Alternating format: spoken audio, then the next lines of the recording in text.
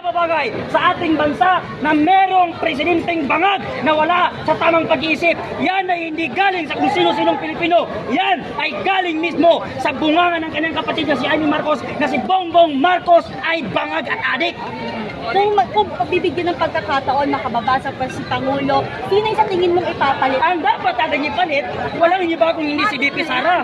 Automatic yan, si VP Sara ang pumapalit sa kanya. At yan ay ayaw ng mga dilawan na mangyari na si VP Sara ang maupo na presidente, pero hindi nila alam na sila ang gumawa sa batas na yan na pag lumawa ang isang presidente ay ang vice president ang susunod. Tapos ngayon, ipagsisigawan ng mga kaliwa na pati si Sara ay mag-resign. Bakit?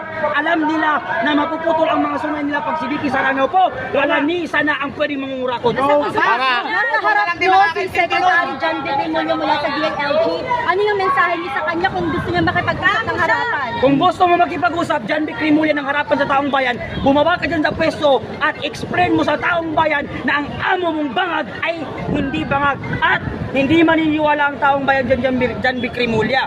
Kung hindi siya magpapadrug test, kailangan yung magpadrug test nila ang amo mo kung hindi pati ikaw. Pumuputi na ang buhok mo, wala ka pa rin utak. So gusto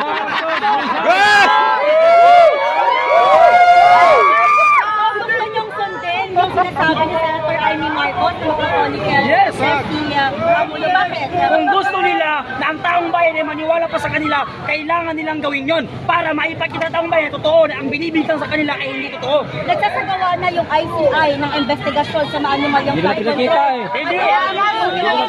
Okay, kamtaong bayan, walang paniniwala sa ICI. Bakit? Ang ICI, ginagawa nila ngayon ng state witness, si Martin Romualdez, na alam naman natin na si Martin Romualdez ay isang malaking magnanakaw. At ang ICI ay isang bayad na departamento ni Bongbong Marcos na hindi maglalabas ng katotohanan. Naniniwala ba kayo na hanggang Pasko meron pang makukulong, madadagdagan pa? Sunod na yan! Sunod-sunod na yan at ang pangarap ng taong bayan ay si Bongbong Marcos ang makukulong pati si John B. Crimulya. So sila ba yung sinasabi niyong malaking isla? Yes, si Bongbong Marcos ay isang malaking balye ng pating na napakalaki ng mga sungay. Siya yung ulo ng mga pagnanakaw sa ating bansa.